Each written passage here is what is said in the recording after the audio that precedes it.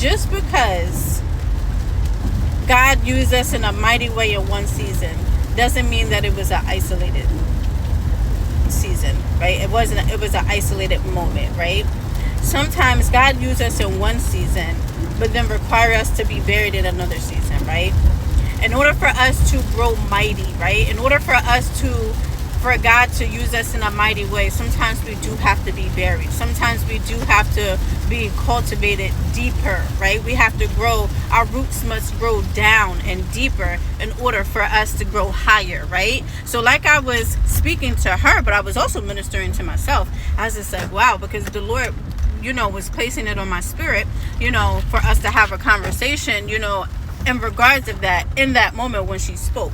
And I'm just like,